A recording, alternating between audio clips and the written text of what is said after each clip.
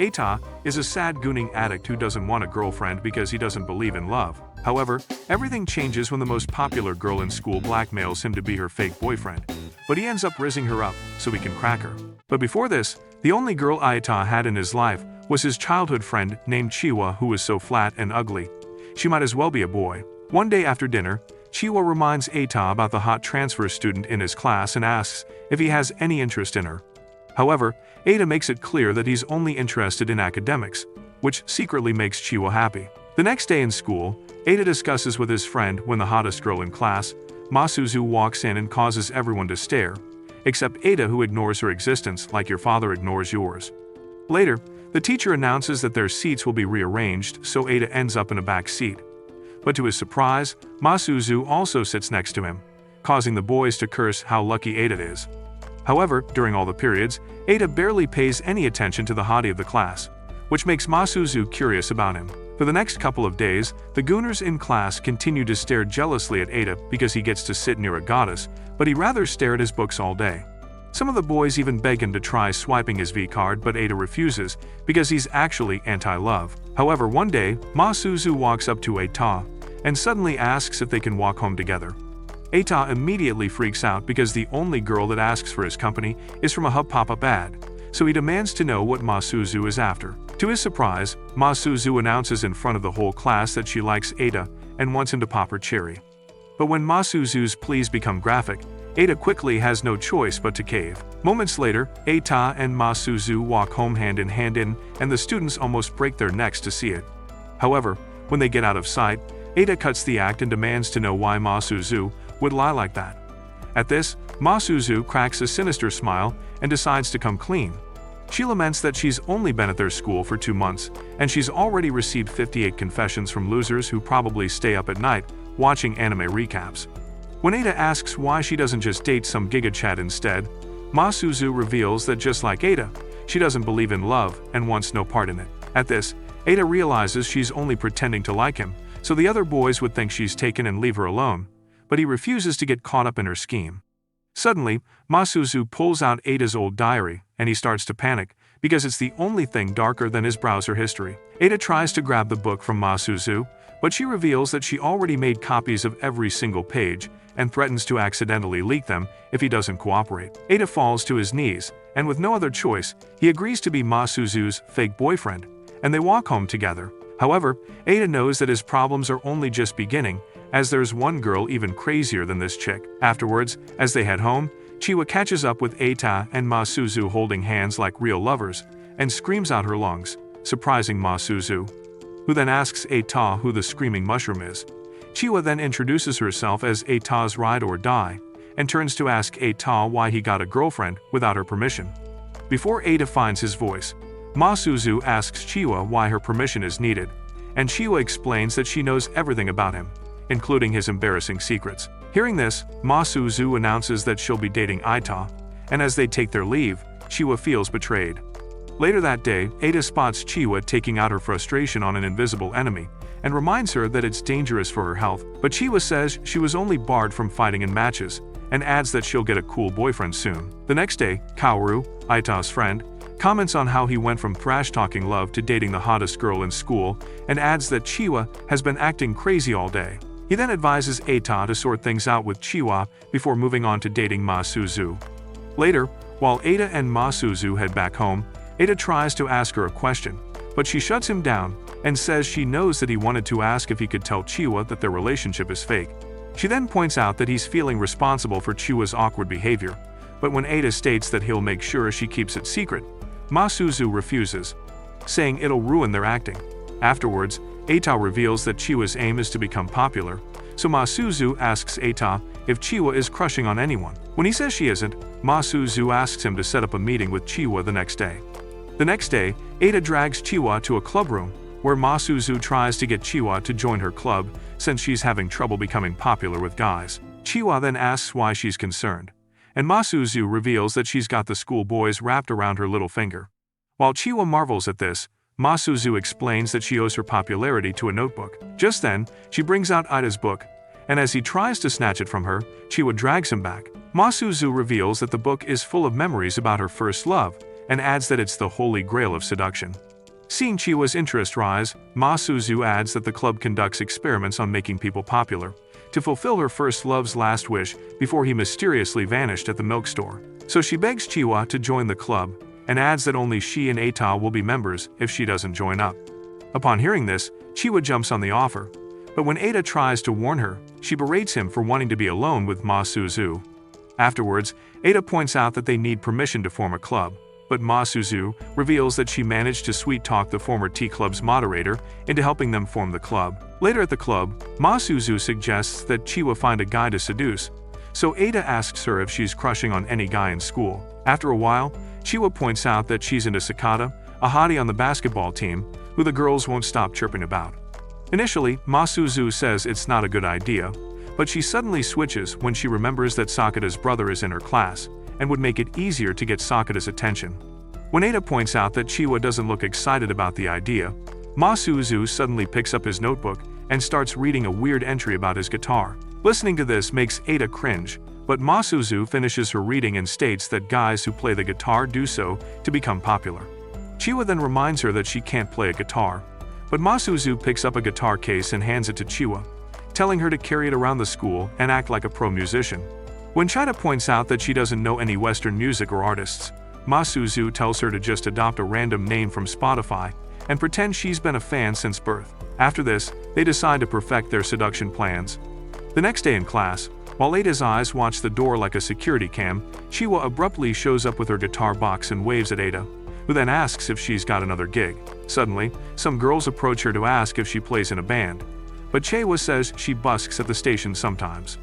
Intrigued, one of the girls asks about her music preference, but when her response doesn't ring any bells, she starts defending her imaginary band with confidence, while Ma Suzu pretends she's lost in thought. Just then, the girls ask Chiwa to show them her guitar, but she refuses, and while the girls try to persuade her, SSS shows up, saying that Sakata is a guitar freak too. When he adds that Chiwa and his brother would get along, and asks Chiwa to play something, Chiwa suddenly hits overdrive on her lunacy and performs with the guitar case. After she flees the scene, Eita spots Ma Suzu holding her laughter back and feels bad for his poor friend. Later, they arrive at the club room and find Chiwa waiting for them, so Eita scolds her for swinging the case without thinking of her health. While Chiwa apologizes for this, Ma Suzu hides behind the door like the guilty felon she is and comments that Chiwa succeeded at leaving an impression. However, Eita points out that she'll start trending for the wrong reasons. Hearing this, Ma Suzu states that the path to dating starts with making someone take an interest in them. Chiwa then asks Ma Suzu what caught her interest about Eita, and she explains that he saw her Victoria's Secret, and she had to offer herself to him, making Eita panic as he tries to defend himself. Afterwards, while Eita kneels with a pregnant cheek, Ma Suzu tries to teach Chiwa how to get a man by being a hoe, but Chiwa says she's not interested. Just then, Ma Suzu tries to fry Eita's brain with views from under her skirt, while Chiwa gets furious and leaves the room. Immediately, Eita asks if she's gone crazy, so Ma Suzu says that Chiwa has him under her thumb, and asks why he hangs out with her all the time. In response, Eita says they're childhood friends and neighbors.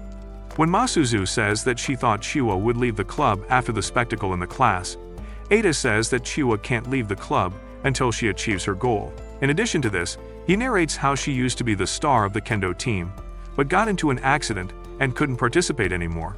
Now that she's found something else to pour her heart into, Eita says she can't quit. So Ma Suzu says she understands why Eita is still friends with Chiwa, and tells him that he's now her boyfriend. Surprised, Eita reminds her that he's fake, but she tells him to ignore other girls when with her. The next day, at the club meeting, Ma Suzu comes up with a weird suggestion that they fight against something to become popular. When Chiwa asks what she means, Ma Suzu suddenly whips out Eita's notebook and starts reading another entry, tormenting Eita with his awkward imagination. After briefly discussing their childhood imaginations, Ma Suzu decides to write a script to help them live out their imagination, and states that Chiwa and Eita will act it out. Curious, Chiwa asks if that'll make her popular, and Ma Suzu assures her that it will, since her manual is never wrong. Some days later in class, Chiwa suddenly barges into the class and acts her part of the script, and while everyone wonders if she blew a fuse upstairs, Eita plays along, acting as part of the script in front of everyone in class. When she finishes the acting and runs out, Eita's classmates suddenly erupt in applause while commending their performance. Just then, a boy asks about the title of their teaser, and asks if he'll be acting the rest on a stage somewhere. While everyone clamors to see the rest of it, Masuzu feels like a failure since her masterpiece ended up looking like a teaser. Later that day at the club room, she announces that it's time for Chiwa to shoot her shots at Sakata, since his love points must have risen high because of her performance. However, Ada suggests they slow down, stating that a mere performance can't work as well as a sloppy toppy. Just when Masuzu agrees and tries to think of something else, Chiwa decides to rizz up the hottie the old-fashioned way. After school, Ida asks Chiwa at the store if she really wants to ask Sakata out, and she confirms that she does. So he wishes her good luck and promises to throw her a party if it works out. The next day, Chiwa drops a letter in Sakata's shoe locker and waits for him on the school roof, while Ida and Masuzu watch from nearby. Shortly after, Sakata shows up and says he thinks she's cute. After commenting about her guitar playing and acting, Sakata says she's his type and suggests they see a movie together. Later, on their way home, Masuzu brags about how the win for Chiwa is a win for the club and adds that her seduction manual works wonders. Hearing this, Chiwa also chips in that the writing in the notebook is amazing, but Ada asks why she thinks so. So, Chiwa explains that it's cool how the writer believed in his imagination without fear. Afterwards, Masuzu tells Chiwa that she can't relax yet, since the battle begins on the day of her date. So Chiwa thanks Masuzu, who then points out that she doesn't look excited, so Chiwa fakes a smile. In the evening, Ada calls Chiwa over for dinner and leads her to a table filled with her favorite dishes. He then says that they're celebrating her successful proposal. However, Chiwa, who didn't seem excited, asks why they're celebrating, and Ada states that every girl will want to be her and every guy will want a piece of her. When Ada adds that the other girls might hate her for it, he suddenly spots the look on Chiwa's face and freezes. So, Chiwa asks if he's okay with her dating some other guy, and Ada points out that it's why she joined the club. When he says her efforts finally paid off, Chiwa suddenly tears up and disagrees with him, saying she regrets being his childhood friend. Hearing this, Ada slams her in the sister zone, so Chiwa reminds him that she's older than him. After this, Ada adds that they're like family and tries to wipe her tears, but Chiwa slaps his hand off and runs out. Later that evening, Ada recalls when Chiwa got back home after her surgeries and visited him. She had revealed that she'll be able to walk after the cast is removed, but when Ada said she'll be back to kendo, Chiwa revealed that she can't do kendo anymore, since her doctor advised her to avoid anything strenuous. Hearing this, Ada said the doctor must be a quack, but Chiwa stated that he's the best doctor in the city. After this, Chiwa asks Ada what he plans to do next, and he explained that his parents cheated on each other and dumped him before fading into the woodwork. Hearing this, Chiwa asked what he plans to do, and Ada revealed that although he has an aunt who might look after him, he's not banking on it. And since no other relative is willing to take him in, he says he'll live alone. Hearing this, Chiwa asked if he would be leaving, but Ada said he wasn't, giving Chiwa a sense of relief. Afterward, he offered to make her some food, but ended up cooking a tornado. When Chiwa gave her honest reviews, Ada said that he could give Gordon Ramsay a run for his money if he put his mind to it. Some moments later, Chiwa said she would find something else she loves to do since she couldn't do kendo anymore. She then asks Ada about his hobbies, but he says he has none, since he must have been napping when brains and talents were handed out. After this, he adds that he'd become a doctor if he were smarter, so he could fix her hip. Suddenly, this activates Chiwa's waterworks, and he asks why she's crying. In response, she blames him for moving her to tears, so Ada decided on the spot and announced that he'll become a doctor just to fix her hip. The next morning, Ada wakes up pissed at Chiwa and realizes he's late, so he hurries off to the train station, where he runs into Masuzu and freaks out. Seeing her, he asks if she came to check up on Chiwa's date too, but Masuzu says that she's only there as the president of the club to see Chiwa seal the deal with her hottie. So Ada points out that they'll only watch them meet and adds that he'll be heading to the library to do something productive with his life. Masuzu then agrees and grabs his arm, making him state that he's not on fake boyfriend duty. However, Masuzu states that there are no off days and shuts him up with a feel of her plushies. While Chiwa waits for her date, Ada comments on her nice outfit, and Masuzu reveals that she picked it for her, surprising Ada that she's got some good left in her. After Chiwa waits for ages and gets no text from Sakata, the idiot shows up with his herd and starts making fun of her, since they had a bet that she would wait even if it rained brimstone. While Ada and Masuzu watch Sakata and his friends damage Chiwa with words, Masuzu reveals that Sakata is a walking red flag who changes girls like phone wallpapers. Annoyed, Eita realizes that Masuzu saw it coming, so he tries to go save Chiwa, but she stops him, saying it's none of their business. To make matters worse, she adds that Chiwa might eventually become stone-hearted like them because of the experience. This annoys Ada, so he asks if the club was just a joke to her. But Masuzu points out that even he knows that the club was built on lies and admits that she's chaos in human form. However, Ada realizes she's just trying to play the villain, so he grabs her and states that even though they're both toxic, they can't force others to be as damaged as they are. When Ada turns to leave, Masuzu grabs him and tells him not to leave her alone, but Ada tells her to watch him save the day. Quickly, he runs over to the scene, feeling like he's all that, and tries to pull a Superman punch, but they simply give way, ruining his Justice League moment. When Sakata asks Ada which asylum he broke out of, he introduces himself as Chiwa's childhood friend. However, when Sakata asks what he wants, Ada suddenly starts acting out his superhero fantasies, while everyone watches. After a while, Sakata and his friends turn to leave, but Ada charges towards them and knocks Sakata down, asking him to apologize. However, Sakata's friend kicks him so hard, but he refuses to back down, so Sakata gets back up and steps on him, while Ada demands that he apologize. However, Sakata reminds him that he's in no position to make demands, and his friends gather to practice stomp in the yard moves on him. Despite this, Ada bites Sakata's leg and gets back up, determined not to look like a wimp before Chiwa. Sakata then rains punches on him while telling him that he sucks, and Chiwa, on the other hand, screams, calling the bullies creeps. Hearing this, one of Sakata's friends approaches her to shut her up, but a rod suddenly lands at Chiwa's feet, so she picks it up and knocks the guy out. Suddenly, another guy runs towards her, and as they both try to attack her at once, they get shown the wrong end of the rod. Disappointed in them, Sakata tries to show them how it's done, but gets beaten up. After the beating, Chiwa apologizes to Sakata and reveals that she never felt anything for him. In addition, she reveals that she only did it to spite Ada, and suggests they all forget it ever happened. Afterwards, Chiwa walks over to meet Ada and makes fun of his bleeding nose. Shortly after, she mentions that Ada fought hard and refused to back down because she was watching. But just as Ada tries to deny this, he bleeds out through his nose and passes out, while Masuzu walks away. The next day, Aita sits in class with his face looking like a battlefield, and Kaoru points out that he's become a legend for embarrassing his ancestors at the train station. When he mentions that Masuzu is absent from school because she is probably upset since he left her behind to get pounded by some other girl.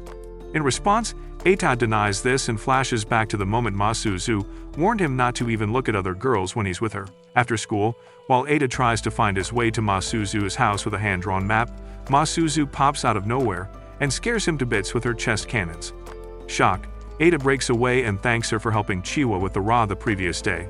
But Masuzu says it's what any girlfriend would do. Shortly after, Masuzu turns around and kisses Aita, and after this, she asks if he hasn't kissed Chiwa. Shocked, Ada freaks out and says he hasn't, so Masuzu claims his first kiss and asks what he thinks. In response, Ada asks if she's okay, knowing that her first kiss was with a fake boyfriend.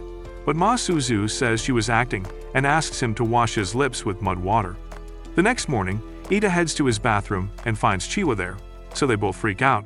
He then quickly shuts the door and asks what she's doing in his bathroom. In response, she explains that she texted him the previous night to inform him that her shower broke and she'll be using his. Ada then apologizes for not reading the texts, and Chiwa asks him to make it up to her by walking her to school. Just when Ada agrees and leaves, he enters his kitchen and is surprised to find Masuzu bent over. When she calls him a creep for staring, he asks why she's in his kitchen, and she explains that she's planned to serve him breakfast in bed. When she adds that she had texted him the night before, Ada asks how she got in, and she says she thought he had left the door open for her. Sensing his tension, Masuzu asks if he'd like to see her in nothing but an apron, so she unzips her skirt and lets it fall. Just then, Chiwa calls Ada to ask for the hair dryer, making Masuzu wonder who it is. When Ada tells her it's his aunt, Masuzu says she'll introduce herself, but Ada stops her and tells her to stay put. After this, he heads to the bathroom to hand Chiwa the hair dryer. She then asks if he thinks she should cut her hair, but Ada says it's fine as it is.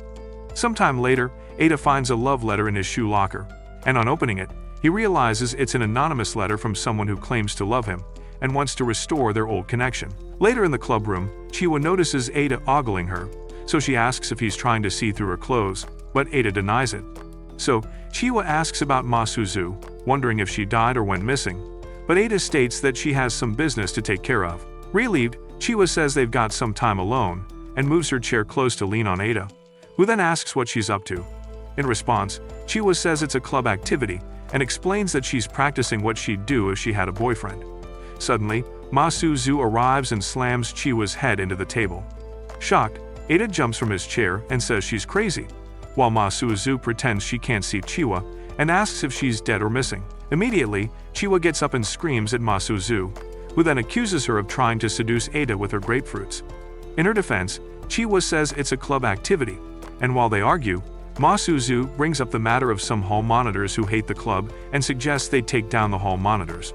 Just then, Chiwa suggests they get more members, surprising Ma-Su-Zu, who then says it's amazing to see her brain work for once. Later that day, Ada finds another letter in his shoe locker, and this time, Ma-Su-Zu shows up, startling him as he quickly squeezes the letter in his pocket.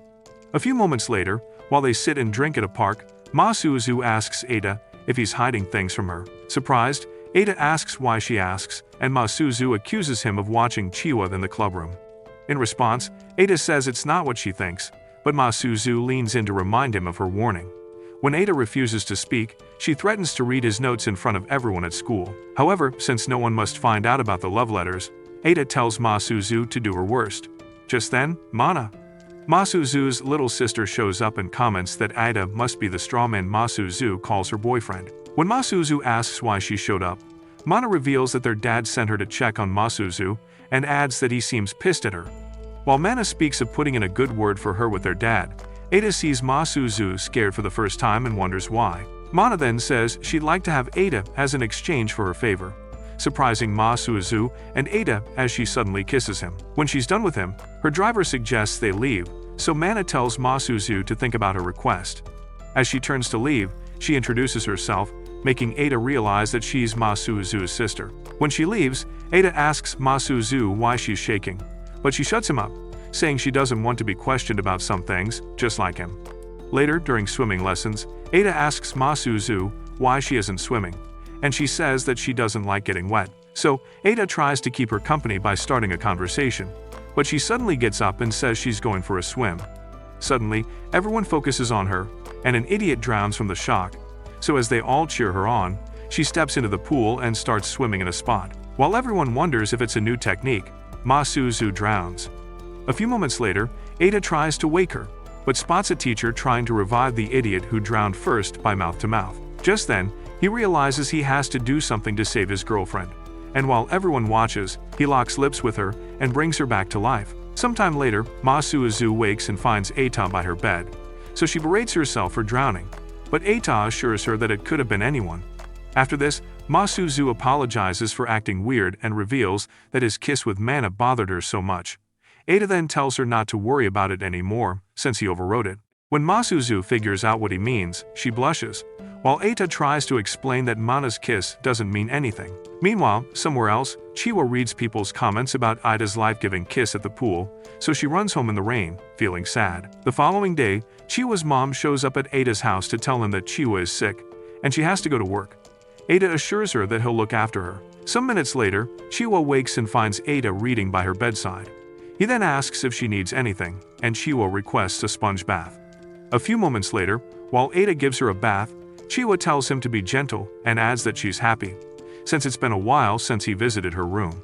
After this, she thanks him and decides to finish up the bath by herself, and just then, Ita finds some chopsticks and realizes they look familiar, so he asks Chiwa why she kept them.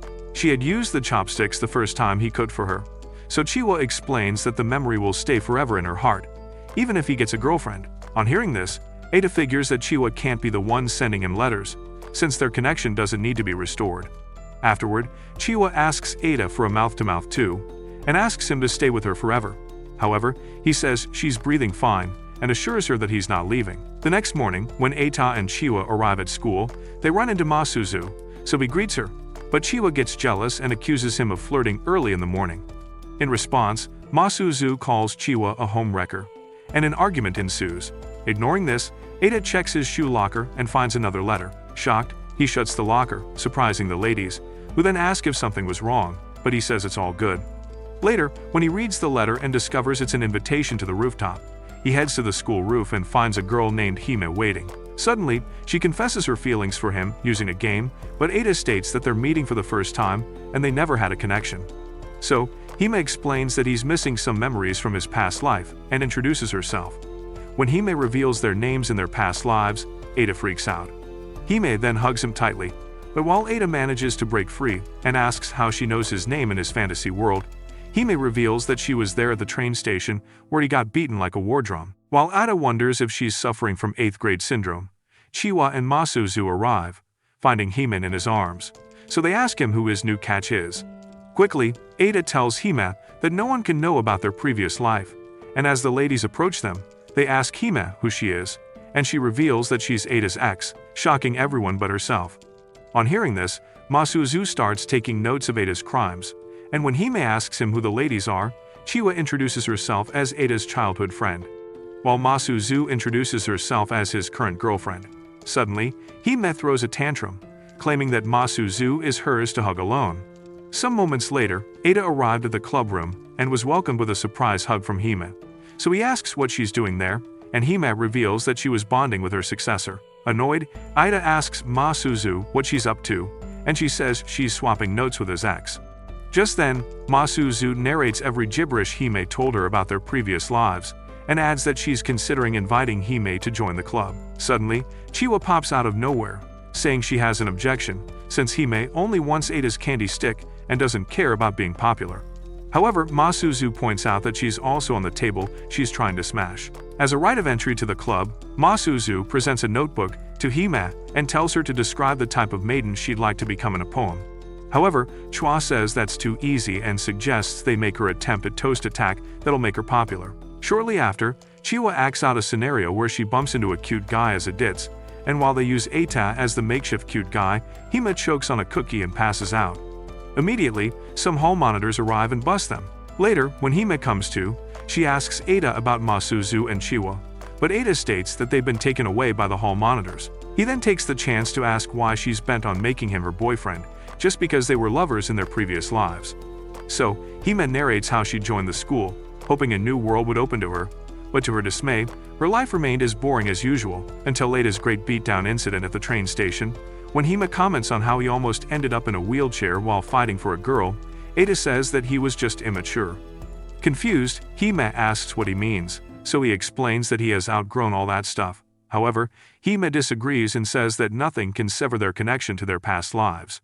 While she pep talks him into believing he's still Captain America trapped in a scrawny-looking wimp, Masuzu and Chiwa eavesdrop outside the club room. Later, while they clean the pool as punishment for getting busted by the hall monitors, Chiwa asks Masuzu how she nearly drowned in the pool when it is so shallow. However, Masuzu evades the question and says she'd rather explain what Ada's lips tasted like. After this, Chiwa asks why Hime isn't helping them with the cleaning, and Masuzu says she's not a club member yet. Ada then chips in that Hime has been racking her brains to do the poem assignment because she really wants to join the club. Just then, Mana's car pulls up, drawing their attention, and while Chiwa comments on how expensive it looks, Mana steps out, but Masuzu isn't happy to see her. After they get over introductions, Mana comments that Chiwa looks cute. Impatient, Masuzu asks what she is doing at her school, and Mana explains that she came to apologize after making matters worse with their dad. She then announces that their dad is furious now and wants her back home immediately. When Masuzu's fighting spirit suddenly vanishes, Chiwa asks who the girl is, and Ada explains that she's Masuzu's little sister. Ada then asks Masuzu where her home is, but she says it's Sweden, and adds that she'll likely never return to the country. So, Masuzu breaks up with Eita on the spot, and tells him that she's leaving him for his childhood friend. Annoyed, Chiwa claims that Eita was always hers, but when Masuzu agrees and leaves, Chiwa goes after him, asking why she's not putting up a fight. Coincidentally, Hime arrives on the scene with her assignment, and informs Ada that she finished it, but Ada says she didn't have to bring it on a weekend. In response, Hime says she can't wait to join the club. Suddenly, Mana snatches the notebook from Hime, and when Ada tries to get it back, Mana hides behind her bodyguard. Curious to know what kind of club Masuzu runs, Mana opens the note to read while Ada tells her to give it back. So Mana starts reading Hime's writing out loud, making a joke of everything, while Hime grabs Eita and starts crying. Moved by this, Ada rushes to get the book back, but he gets treated like an obsessed fan trying to get a selfie. To make Hime feel better, Ada reveals that everyone has embarrassing imaginations, and he suddenly goes on and on about his fantasies. When he asks Mana to apologize to Hime, Mana says that he's annoying, So Masuzu arrives and tells her to stop since neither Ada nor Hime did anything wrong. She then tells Ada that he's bleeding and asks him to get it checked, but Ada says he's got one final request as her boyfriend. He then tells Hime that her poem was cute and helps her up, suggesting she put her poems into words since her book is gone. However, when Mana tries to interrupt, Ada shuts her up and calls her a bird-brained blonde. Pained by this, Mana orders her guard to fix him up, but when he approaches Eita, Hime shields him and tells Mana to fade off into the woodwork she crawled out of. Suddenly, the club members ask Masuzu if she'll just give up and leave, so Masuzu decides she's not leaving, surprising Mana, who then asks if she's really going against their dad. After this, Masuzu forces Mana to apologize to Hime and tells her to inform their dad that she's not returning home. After they leave, Ada suggests they get back to cleaning the pool, but collapses afterward. Later in the club room, Masuzu tells Ada how dangerous it is to go against her family, but Ada says he doesn't care what her stupid family does, and adds that he can't deal with a breakup. Shocked, Masuzu reminds him that he's just a fake boyfriend and leans on his shoulder. In that moment, Chiwa opens the room door and protests, while Hime shows up to submit her application to join the club. So, Masuzu approves her application, while Chiwa and Eita welcome her to the club. Sometime later, while they plan a summer trip, the hall monitor, barges in and announces that she's shutting down the club. Later on, Ada wakes up to an amazing view of plots at the school clinic, and on realizing they're Hime's, he hops out of bed and wonders what happened to her clothes. When Hime says it was her first time, Ada says she must be joking, so Hime hugs him while some ladies knock on the clinic door. Meanwhile, Ada asks Hime if she can help him escape while the ladies try to break into the clinic. So Hime wraps herself up with a bedsheet and heads to the door to open it while Ada tries to stop her. On opening the door, Masuzu and Chiwa barge in looking for Ada, but to their surprise, he's nowhere to be found. So they ask Hime about his whereabouts, but she says she doesn't know. Meanwhile, Ada listens to the conversation from behind a curtain, hoping he stays hidden. When Masuzu says that she heard voices coming from the clinic earlier, Hime says it must have been the wind. Ignoring this, Masuzu heads towards the curtain where Eita is hiding, and just as she reaches for the curtain, Ai barges in, lecturing them on why the clinic isn't a playground. In response, Masuzu says she's horrible, but Ai fires back at her, berating them for influencing Hime, who used to be a model student. She then reminds them that their club has been shut down, pissing Chiwa off. So Chiwa says she's just jealous of their club because boys treat her like a museum exhibit, and she'll likely die single. This gets to Ai, so she furiously declares that she has a boyfriend. So Chiwa asks if her boyfriend attends their school, but Ai says she's not into boys her age and brags about her boyfriend, who's a college student in Tokyo and also a trust fund dude. After this, she adds that although it's a long-distance relationship, they text each other every day. Masuzu then asks for his name, and Ai says it's Michelle. Afterwards, the ladies gently take their L, and as they head out, Ai asks them if they'd seen Ada around. In response, they say he must have left early and ask Ai what she wants from him.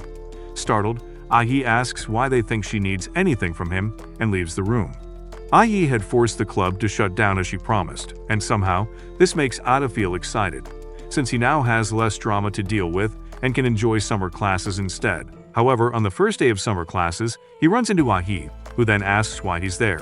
In response, Ada says he came for the summer school, and when Adi asks what class he's in, she realizes they're in the same class.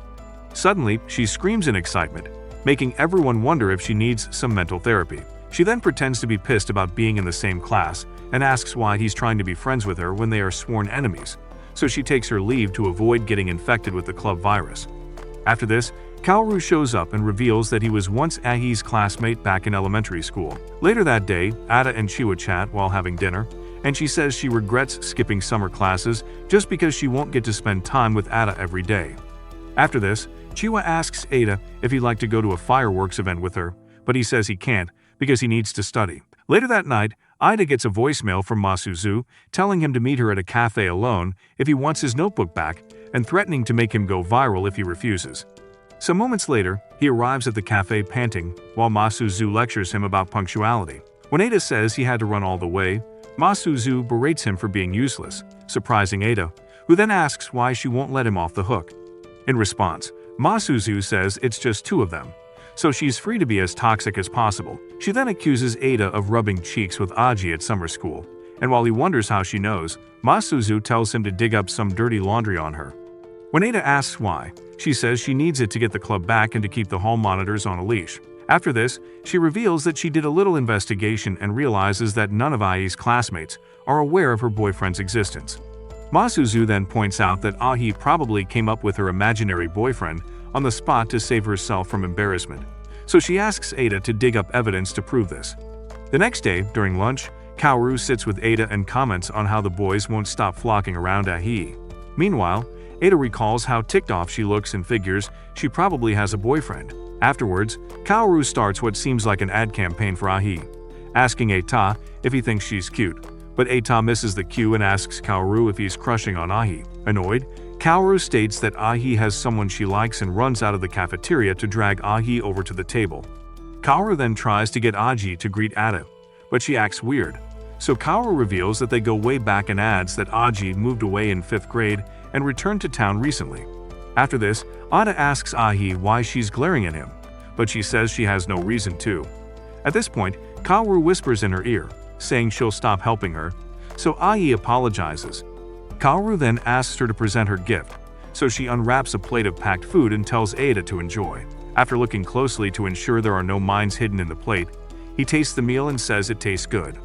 Mind blown by this, Ai screams and runs out of the cafeteria, while Ada wonders if she's got some screws loose. When Kaoru starts putting in a good word for his awkward friend, Ada points out that she has a boyfriend named Michelle, surprising Kaoru.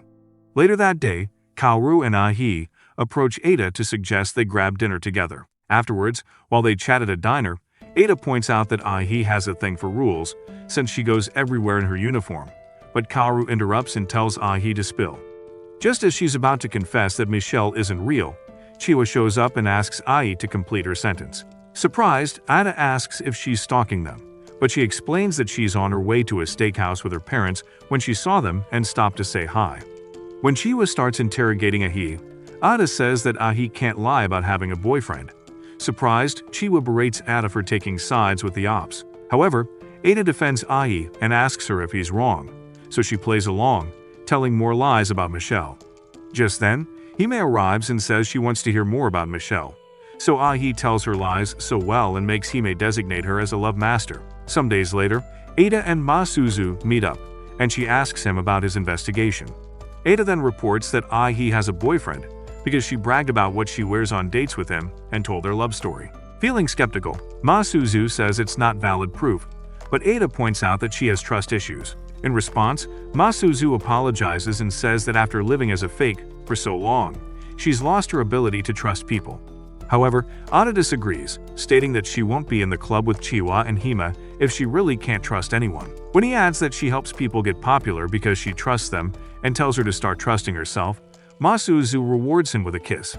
Surprised, Ada asks what it's for, and Masuzu says it's his reward for using his brain for the first time. Some days later, Ada still feels the impact of the kiss on his chin and thinks of Masuzu's order to continue his investigation. Suddenly, Kaoru and Ai show up, startling Ada as they ask if he'd like to get some drinks with them. Kaoru then suggests they try somewhere new and says that Ai could go anywhere as long as it's with Ada. After freaking out and hitting Kaoru for her comments, Ai makes it clear to Ada that she's only gracing him with her presence. Later that day, Chiwa asks Ada if he's spying for Masuzu, but he says he's only finding a way to stop the club from being shut down. On noticing that Chiwa has gone silent, Ada checks what she's up to and realizes she's fixated on a love charm magazine and checking out the steps on how to make a guy fall in love. When Ada points out that it's a waste of time, Chiwa asserts that it works, so Ada suggests she give it a try, and Chiwa decides to start by avoiding her favorite food for 5 days. A few moments later, Ada serves dinner, and Chiwa gets excited. The next day, Ada spots Ai stalking him, and when he steps out, he finds Kaoru and Ai there. After Kaoru greets Ada, she asks Ai to greet him too, so she pretends she's seeing him for the first time. A few moments later, Kaoru shows Ada a fireworks event flyer, and Ai wishes she could watch from a secret spot. Ai then asks Ada if he's going to the event with Masuzu or Chiwa, but Ada says that they invited him and he turned her down. Hearing this, Adi lights up, surprising Ada so much that he falls off his chair. Just then, Adi asks Ada who he's going to see the fireworks with while checking herself out in a mirror. To her surprise, Ada says he won't be going at all, since he intends to spend the time studying. While she persuades him to go, Ada asks if she's going with her boyfriend. Surprised, IE asks what he's talking about, and when Ada mentions Mitchell, she suddenly states that they've got plans for dates, but she'll be free for the event. Just then, Kaoru takes out 3 tickets and suggests they all go to see a movie the next day, so they agree. Afterwards, Ada hangs out with his club members, and Masuzu states that the movie is his chance to dig up dirt about Ahi. When the others ask what she means, Masuzu explains that he has to make Ahi fall for him so they can accuse her of cheating on her boyfriend. Ada then asks what they'd do if she doesn't have a boyfriend, and Masuzu reveals they can treat her like a puppet once she's in love. Just then, Ida says it's impossible to make Ai fall for him, while Masuzu expresses her disappointment in him. She then takes out his notebook and reads while he freaks out like he's been exorcised. This reminds Eita of the heartbreak event that broke his heart and made him rant in his journal. Just then, Masuzu announces that Chiwa will tag along with Ada on the date, while Hime will tell them to take damning pictures of Ahi with Ada. However, Hime says she can't betray her love master like that. The next day, Ada meets up with Kaoru and Ahai, who then complain about his lateness. Suddenly, Chiwa shows up and tries to send Ada to the Lord with a rod. Luckily, Ada dodges the attack while Kaoru asks Chiwa what she's doing there. Chiwa then pretends she's unaware of their presence and says she'd like to go see the movie with them. Meanwhile, Masuzu speaks to Chiwa through the communication device and tells her to act normally, while watching them nearby. So, Kaoru decides to let Chiwa tag along, and as they walk together, Chiwa asks why Ahi is the one paired with Ada, but Masuzu says that everything is going as planned. Soon after, Masuzu reminds Ada of his mission, but Ada states that even Tom Cruise can't pull it off. So Ahi overhears this and asks what he means, but Ada quickly brushes it off. Shortly after, Ahi asks Ada if he remembers anything from kindergarten, but Ada says that there is nothing worth talking about. When he notices that she looks offended, Ada asks if something is wrong, but Adi says it's nothing. After this, she asks what he thinks about her outfit, and when he compliments her look, she turns into a ketchup bottle and prepares to take off, but Ada stops her and walks normally like before. While they continue holding hands, Adi asks if he remembers them running together like that when they were younger, but Ada stares at her in what looks like a soap opera moment. Suddenly, Chiwa ruins the moment with a swing of her rod and comments on Ata's dodging skills. When Ada says she's acting weird, like she does when something is bothering her, and Agi comments that he seems to know Chiwa well. So Ada says it is because they are childhood friends, surprising Ahi. Masuzu then orders Chiwa through the comms to stop interfering with the mission. Shortly afterward, they arrive at the movie theater, and while they sit to watch the movie, Masuzu tells Ada that he lacks game and tells him to get to work, raising Ahi to stupor. But Ada complains that it is not as easy as she makes it sound and ends the call. Just then, the movie begins with a frightening scene showing a zombie. So Ahi immediately grabs Ada, saying she is not scared.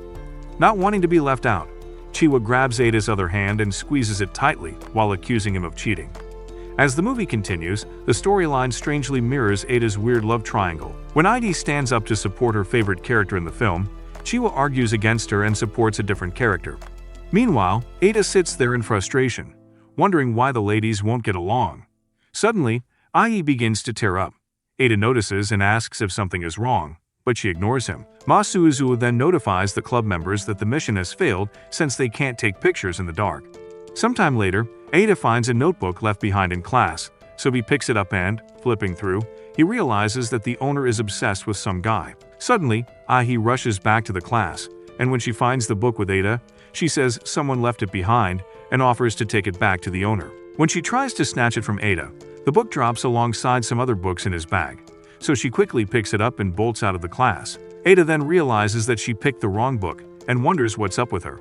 When he reads through the book, he realizes it's filled with mushy experiences between the writer and her crush. Meanwhile, Adi settles somewhere quiet and, on opening the book, she realizes that she picked the wrong one. Just when Ada discovers that the book belongs to Ahi and figures she's a fantasist just like him, she returns to the class and finds him reading the book. Seeing the murderous look on her face, Ada bolts, and she runs after him, claiming the book belongs to her brother. Afterwards, Ada runs into a closed end, and as Ahi jumps to snatch the book from him, he opens a storeroom door and they both fall in. Embarrassed, Ahi says she has no reason to live because she's just a fantasizing freak. While she expects him to laugh at her, she says he can't laugh at another person's fantasies. since he's just like her.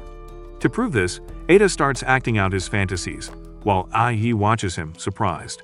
She then starts laughing so hard and points out that his fantasies are just as lame as he is. Just then, Ahi leans on him and thanks him for letting out his lame fantasies just to make her feel better. She then asks that they stay there for a while and asks Ada how much he has read from the book. In response, Ada says he only read the poems, so Ahi requests her book, but when he hands it to her, Ahi says that it's rumpled. Ada then apologizes and says he'll buy a new one. Hearing this, Ahi asks if that's all he'll do, and so he asks what she wants, and she starts smiling mischievously. After school, Chiwa tells Ada that the fireworks festival is coming up and asks him to take a break from reading and go with her and Hime. However, Ada says he won't be going, annoying Chiwa. The next day, when Ada prepares to head out, he hopes he makes it through the day alive. Soon after, he meets Ahi, who's all dressed in her yukata, and she comments that his face cap doesn't suit him. Just then, Ahi heads in the wrong direction, making Ada ask where she is headed. In response, Adi says she thought he would know where she's headed. After they walk for some time, Adi says he hasn't visited the area in years because he stopped going there as he grew older. As Ahi gives Ada a tour of the area, the environment starts looking familiar to him. He then finds a small path and comments that the path should lead to a cedar tree. When he asks Ahi how she knows about it, the sky lights up with fireworks, and Ahi announces that the fireworks have started. Suddenly, Ada grabs Ahi's hand and quickly pulls her down the path toward the tree. As they stand there, watching the fireworks together, Ahi reveals that Ada himself was the one who discovered the spot and told her about it when they were younger. Shocked, Ada suddenly recalls that he used to be friends with Ahi when he was younger. Ahi then explains that she told Kaoru about their past, and Kaoru reluctantly agreed to help bring them together. She then reveals that she made it hard with her attitude and points out that she's keeping one of Kaoru's secrets too. After this, Ahi explains that her family moved away when she was young, and reveals that she recognized him immediately when she re-enrolled at the school, but at the time, Chiwa had snatched her childhood friend. After pointing out that Ada's collection of girlfriends keeps increasing, Ahi takes out a wrinkled piece of paper and hands it to him. On checking it, Ada asks what it is, so Adi explains that it is a marriage registration certificate they filled out when they were younger, and she reminds him that he once promised to stamp it. Just as Ada tries to deny this, he suddenly remembers the moment and gets tense as Ahi leans closer to him. So she asks him to stamp the certificate, but Ada points out that she already has a boyfriend. At this point, Ahi immediately confesses that the boyfriend story was a lie she made up to save herself from the embarrassment of telling the truth. Shocked, Ada can't believe she sold him a lie, so he says she must reveal everything to Masuzu and the others, but Ahi refuses, saying she'd rather swim in a volcano. She then offers to dump her imaginary boyfriend if Ada agrees to marry her. However, Ada insists that he cannot forgive her for lying, and calls her a lovesick idiot before running away. Shortly after, Ada suddenly runs into Chiwa and Hime, who are returning from the fireworks festival, and Chiwa notices his face cap and says he looks suspicious, so she looks around, asking if Masuzu is hiding nearby. However, Ada says that he only stepped out to get some fresh air. Meanwhile, Ahi hides in a bush nearby and watches as Chiwa and Hime pull Ada away. The next day, Ada meets Masuzu, dressed in a yukata, in the club room. She accuses him of ignoring her to spend time with Ahi instead. Shocked, Ada tries to deny it, and when he eventually asks how she found out, Masuzu says he got caught while meeting with Ahi at the school gate. Masuzu then demands that he kiss her for the same amount of time he spent with Ahi as punishment. When Ada admits that he was with Ahi for about 30 minutes, Masuzu reduces the punishment to 3 seconds. Ada then gives her a quick kiss on the chin, but she pushes him away and says he is forgiven. Shortly after, Ahi enters the club room. She announces that she has canceled the order to shut down the club and adds that she will now be joining the club as a coach. Chiwa immediately protests, but Masuzu calmly states that they have no choice but to accept it. Without wasting time, Ahi starts bossing them around and says she's the reason why they still have a club. However, Chiwa stands to accuse her of putting the club in the situation in the first place. Just when things start getting heated up between the two ladies, Hime tries to calm Chiwa down. Surprisingly, Masuzu comments that Ahi would make an excellent coach since she has a rich and handsome boyfriend. When Chiwa suggests she show them how to ask a guy out, Ahi slams her hands on the table and says instead of asking a guy out, they should make a guy ask them out. Hearing this, Masuzu suggests that Ahi show them how it's done, using Ada. A few moments later, while Ada pretends to be asking her out, She keeps turning him down until he gives up. However, she says he can't give up, or his chance at love is over. When Ada complains about getting shot down each time, Ahi says he can't expect her to just fall into his lap. Suddenly, he grabs Ahi and passionately tells her to fall in love with him, but Ahi tells him that he can't force her to. So, Ada pulls her closer and whispers some sweet nonsense in her ears, making her blush. While everyone watches for what comes next, Ahi suddenly switches and agrees to go out with him. However, their performance leaves their audience unimpressed, so Ahi pushes Ada and says she's done pretending to be seduced. When Ma Su-zhu asks if she really wasn't seduced, Ahi denies it and says that he is a small fry who can't make her fall. Ma Su-zhu then asks Ata to do it again, and when he grabs Ahi, she suddenly hugs him and declares her love for him. However, Chiwa quickly separates them and asks Ahi why she's all over Ada. In response, Ahi asks why she needs permission to do that, and Chiwa reveals that she's his childhood friend. Just then, Ahi reveals that she was Ada's childhood friend first, since they were classmates in their early years. Hearing this, Chiwa asks Ada if it's true and why he kept it secret. In response, Ada says that he forgot about it until recently, and while Chiwa takes it in, Ma Su-zhu says they've veered off topic and points out that they're now an official club since Ahi joined up, so she suggests they discuss their summer trip. Afterwards, they start planning the trip, and while they debate on where to go, Hime says she's never been to a beach. So, they agree to go to the beach, but Ahi points out that they'll need swimsuits. While the other ladies discuss getting a swimsuit, Chiwa heads to the restroom and tries to fake a smile, but on her way out, she bumps into Atea, who then grabs her and tells her that it doesn't matter who met him first. Surprised, Chiwa asks how he knows, and Ada says he spent most of his life with her. Hearing this, Chiwa lights up and jumps on him in excitement. She then asks him to go swimsuit shopping with her the next day. Later, Ada asks Ma Su-zhu if she could go shopping with Chiwa, and she quickly tells him to go. Surprised, Ada wonders why she agreed easily without any drama and thinks about the fireworks event too. After this, she asks where they're headed for shopping, and when Ada tells her, Ma Su-zhu says it's a hangout spot for lovesick people. Some days later, Chiwa meets up with Ada at the station, and when Ada asks why they have to meet outside when they live next to each other. In response, Chiwa says it feels like a date that way and grabs his arm. Suddenly, Ma Su-zhu comes running and apologizes for being late, surprising Ada, who then asks why she showed up. When she responds, saying that she's his girlfriend, Ada reminds her that she cleared him to go on the date. Suddenly, Chiwa angrily asks what she's up to, so Ma Su-zhu pretends Chiwa is too small to be noticed. As they prepare to exchange punches, Ada reminds them that they're in public. Shortly after, the ladies shop for swimsuits and compete for Ada's attention. When he's had enough, he shuts them up and says they're disturbing the other customers. So, he suggests they take turns and play rock, paper, scissors to decide who goes first.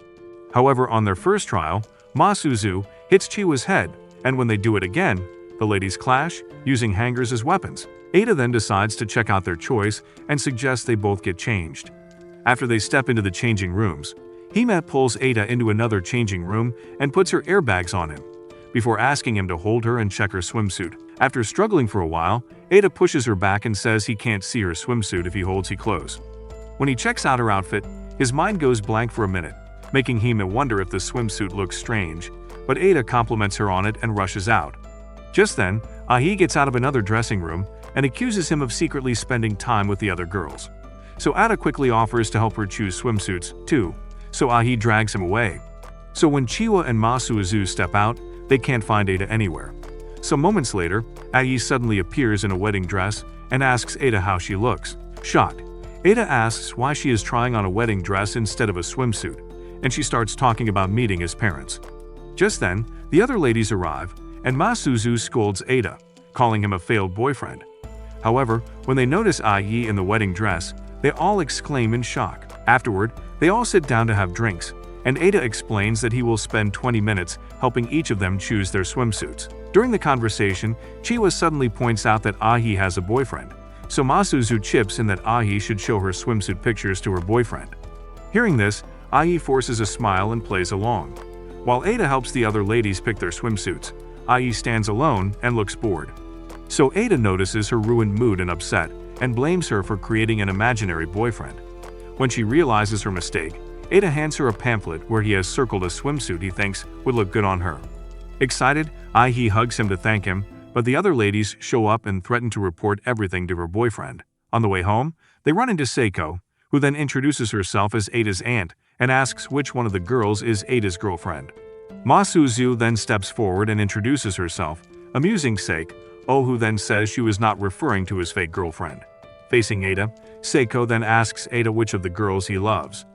Ada then pretends he doesn't understand and states that he's really dating Masuzu, while adding that they spend time and do things together. Hearing this, Seiko says they're just like work buddies, and just as she's about to say something important, she says she's hungry and falls into Ada's arms. Some moments later, Seiko gobbles up dinner prepared by Ada while the ladies watch her. Immediately, she empties the plate, and Seiko falls asleep on the dining table, while Ada explains that she sleeps best at the desk. When the ladies suggest they go somewhere else to avoid waking her, Ada says she'll be awake in a few minutes. Suddenly, he notices IE acting weird and points out that the marriage stamp she's looking for isn't in the room. Just then, Masuzu suggests they start the meeting they plan to hold at the house, but Chiwa asks what Seiko means by the relationship being fake. Quickly, Masuzu puts on her act and states that she feels bad about being falsely accused by someone she just met. So, Ada changes the topic by asking how they'll pay for the trip, and when Hima suggests they get part-time jobs, he states that they'll need the school's permission for that. However, Ada complains that they can't earn much from part-time jobs, so Masuzu suggests they sell one of his 2 family jewels. Suddenly, Seiko wakes up and interferes, saying they don't have to worry about money. She then explains that they can go to the beach if they compete in a contest at a publicity event for a new game developed at the company where she works. When Hime asks about what she does, Seiko explains that she makes games full of cute girls and cool guys. Just then, Adi states that the games must have content not safe for work, but Seiko says she's only working on games for all ages. Chiwa then asks about the contest, and Seiko explains that the only girls who are in love are qualified to participate. When she adds that they're qualified, since they're in love with Ada, the ladies exclaim. Just then, Masuzu steps forward and asks why she's being left out when she's Ada's girlfriend. Seiko then says she can easily tell when someone is truly in love since her job is to make fake things look real.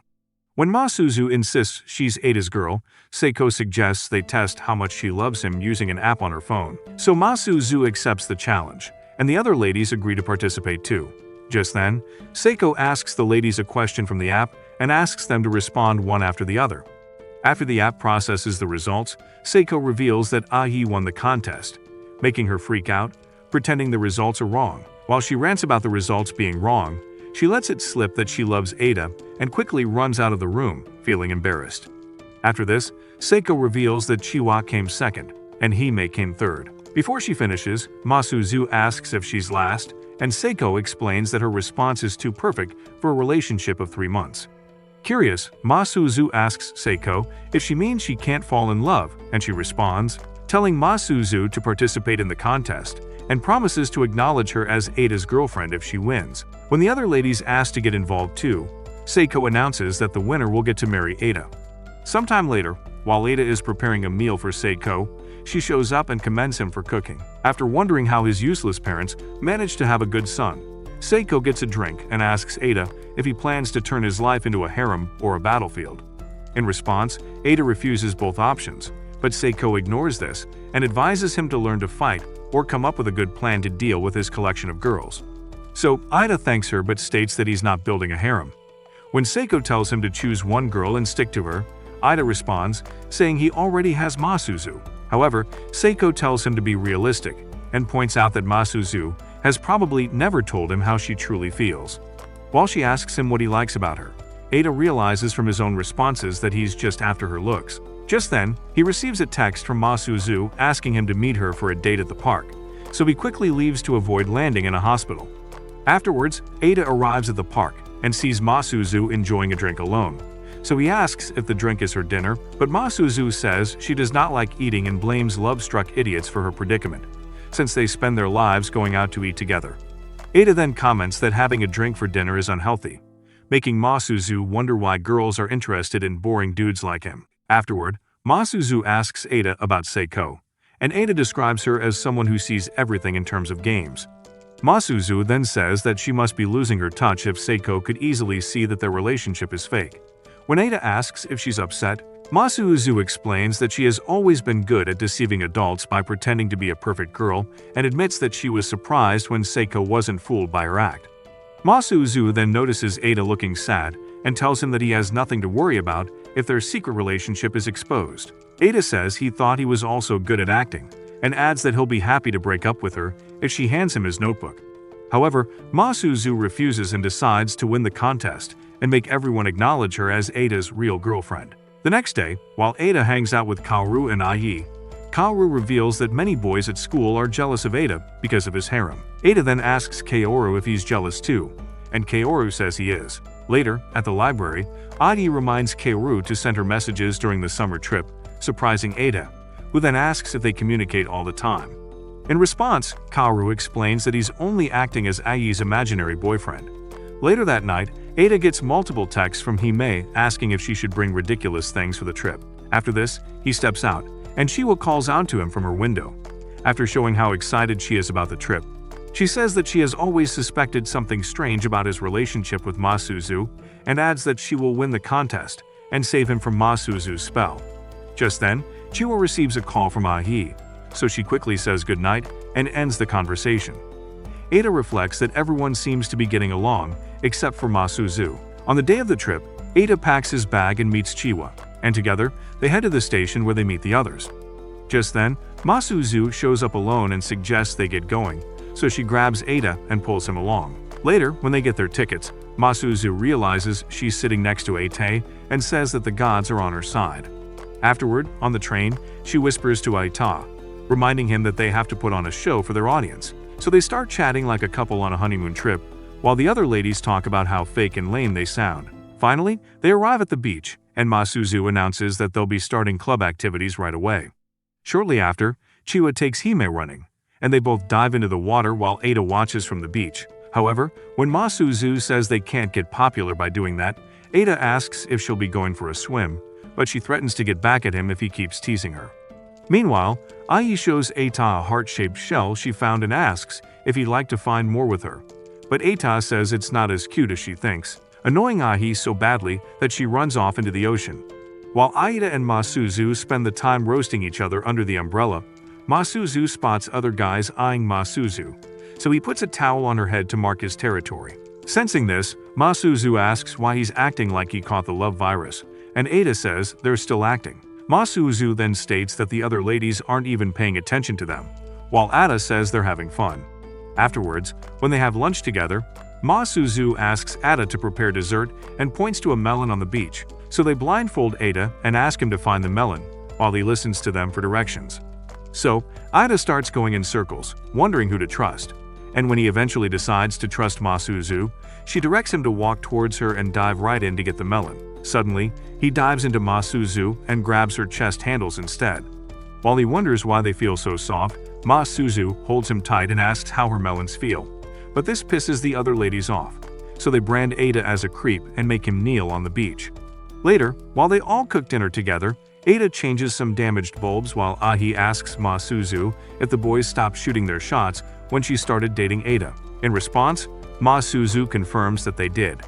After this, Ahi says she once saw Masuzu reject a confession from another boy, and adds that she would get tired of being asked out if she were in Masuzu's position, and might eventually start dating anyone out of boredom. Ahi then warns Masuzu that she will not forgive her if she settles for Ada just because she's bored. After this, Masuzu asks how far she's supposed to peel an onion, and Ahi freaks out when she discovers that Masuzu has ruined the onions. So she decides to handle the vegetables herself and tells Masuzu to prepare the rice instead, and warns her not to wash the rice with soap. Later at night, Ada talks to Masuzu from outside a window to secretly discuss their plans, and she suggests they do something to prove that their relationship is real. Hearing this, Ada suggests that they exchange gifts, but Masuzu says they need something stronger. So, she proposes that Ada kiss her in front of the other girls. When Ada asks if she is serious, Masuzu says that a kiss should not matter to people like them who don't believe in romance. When Ada worries about the effects that might have on the other girls, Masuzu tells him to back out if he wants, and says she won't blackmail him with his notebook. Afterwards, they all play a card game together, and Ada remembers Masuzu's plan. She had told him to announce that he's going to bed and kiss her after she says goodnight. While he tries to keep his head from exploding, Ai asks if he's tired, but he says he's still down for the game. He then figures he'll be at war with the other ladies if he goes through with the mission, and after giving it some thought, he announces that he is off to bed and waits for Masuzu to give him the signal. However, she hesitates. At that moment, Chiwa suggests that everyone should call it a night. She then reaches into a bag and hands out small gifts to Ayata and Masuzu. When they open them, they find matching cell phone straps. Chiwa then explains that he may design them and that Ai helped find a shop to make them, while Chiwa came up with the idea. When Chiwa mentions that it's meant to be a keepsake for the club, Ada asks why no one told him about it, and Chiwa explains that he's got a basket mouth. Meanwhile, Masuzu thanks the ladies for the thoughtful gift and promises to treasure it. Later that night, Ada apologizes to Masuzu for not following through with the kiss, but Masuzu says she would have hated him if he had done it. After this, she admits that she feels bad because the other girls were kind enough to give her a present even though they see her as a rival. Because of this, Masuzu says she can't win the contest the next day, and Ada suggests that she withdraw. However, Masuzu says she must participate and accept whatever judgment she gets. Just then, Masuzu opens a locker and takes out a sheet of paper containing Ada's old promise to become a doctor. She then explains that she now understands how painful it must have felt for Chiwa when she snatched him from her. After this, she thanks Ada and says that he'll be free from the fake relationship after the trip.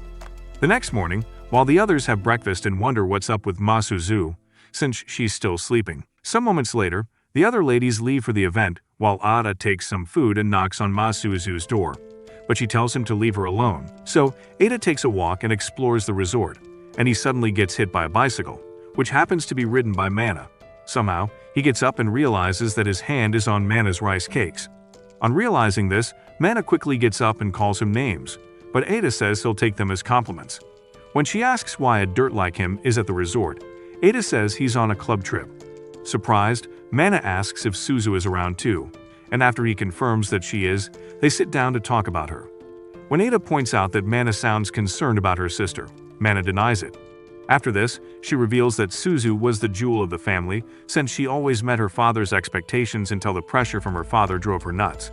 Mana then thanks Ada for loving her sister, and afterwards, he rushes over to the event venue for the contest.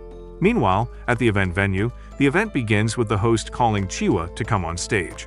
When she steps up, she introduces herself and states her hobbies. Just then, the host asks her to tell everyone how much she's in love with her love interest. When she hesitates, the host asks if her love interest is in the crowd, and Chiwa confirms that he is. So she asks Chiwa to describe the guy, and Chiwa says he's too serious, since all he does with his life is study and get high grades. In addition, Chiwa says she can't leave him alone because they're childhood friends and thanks him for everything he's ever done for her. Finally, she openly declares her love for Ada, and the crowd cheers her on, and Ada applauds her from the crowd. After Chiwa gets off the stage feeling excited, the host calls on Heima, but she doesn't show up, making everyone wonder where she is. Just then, she shows up beside Ada in the crowd and tells him that she can't face the crowd. So, Ada tells her she can, since she's a member of the club, and shows her the customized strap. Heima then asks Ada how she can stop being scared, and he tells her to drown out her fears with love. When he asks her what she loves the most, Heima says she loves him, so he tells her to declare her love for him 10 times. Suddenly, she hugs Ida and talks about how much her life has changed after she met him. In addition, she says that she doesn't mind being his second choice if she cannot be his main girlfriend. So Ada hugs her back, but the touching moment is interrupted when Seiko turns the camera toward them. While the crowd begins cheering, Ahi shows up on the scene and scolds Hime for clinging to Ada. Afterwards, Ada kneels on the beach with his brand of shame written all over him. But when Seiko announces that Masuzu will now take the stage, he jumps to his feet. Masuzu then arrives on stage, and the crowd is impressed by her banging hot body. However, Masuzu apologizes to the audience and announces that she has lost the right to compete because her boyfriend broke up with her the previous night. Meanwhile, the other ladies turn to Eita and ask if it's a prank. Ignoring their questions, Eita pushes his way through the crowd, and when he gets close to the stage, he tells Masuzu to stick to her script. Surprised, Masuzu asks why he even came, and Eita declares that he is still her boyfriend while the cameras focus on him. When he suggests that they start over again, Masuzu says they're both fake and unfit for each other. When she states that it won't work because he already has real girls who love him. She asks why he would stay with someone like her when the relationship was originally fake, In response, Ata loudly shouts that he loves Ma Suzu. Just then, Ada approaches her on stage and admits that he is the only fool crazy enough to stay with her. Then he grabs her hand and asks her to be his girlfriend for real. Before she can respond, he suddenly kisses her in front of the entire crowd. In the end, a young girl won the contest, and Chiwa got an honorary mention. Later that day, none of the ladies show up for dinner. And the next morning, Ada wakes up to Ma Suzu lying on him. Shocked, he asks what she's up to, and she says she's considering ending his life. She then asks if he really meant it when he confessed his love for her on stage, and Ada admits that he wouldn't touch her with a 550-foot stick if she hadn't blackmailed him with his notebook. Ma Suzu then talks about how terrible she believes she is as a person and adds that, despite that, she has fallen in love with him. After this, she starts acting cute toward Ata, leaving him surprised. Just then, Seiko knocks and calls Ata for a chat and warns him that the other girls likely hate him now and are at war with him. Since she's worried about his safety, Seiko proposes a safe option where he'll make the other girls hate him. So, Ada heads to Hime's room and announces that he has regained the memories of his past life. But Hime is yet to recover from the shock she got when Ada kissed Ma Suzu. When she asks him about his memories from his past life, Ada reveals that she's nothing like the heroic dude she imagines him to be. Despite this, Hime jumps on him and refuses to give up on her feelings for him. Disappointed, Ada heads to Ai's room and finds her looking like a possessed demon. She then lets him in, and Ada asks to see the marriage certificate they created when they were young. When Ai hands it to him, he considers tearing it apart, but becomes distracted by a teddy bear in the room. When Ai asks if he remembers it, Ada says he does not, so she starts crying. However, when she snatches the paper from him, she notices a blood stain from Ada's hand. Al then gets excited, claiming that it counts as the stamp he once promised to put on it, as she bolts out of the room. Afterwards, heads to Chiwa's room and finds her staring out at the ocean. So he tries to explain himself, but Chiwa says she does not have the right to be angry. She then wishes she were built like Ma Suzu and starts crying. So Ada approaches her to comfort her, but she turns around and kisses him. Afterward, she asks if he thought she was too short to reach him, and points out that she has grown taller. When she declares that she loves him, Ma Suzu shows up, saying that they seem to be enjoying themselves, and asks if she can join in. Chiwa then wiped her face and told Ma Suzu to return in 9 years. Afterwards, the ladies stare at each other like they're about to exchange punches, while Ada feels frustrated. Which of the members of Ada's harem would you have chosen if you were in his shoes? Let's know your thoughts in the comments, and if you want more videos like this, like and subscribe to the channel. Thanks for watching.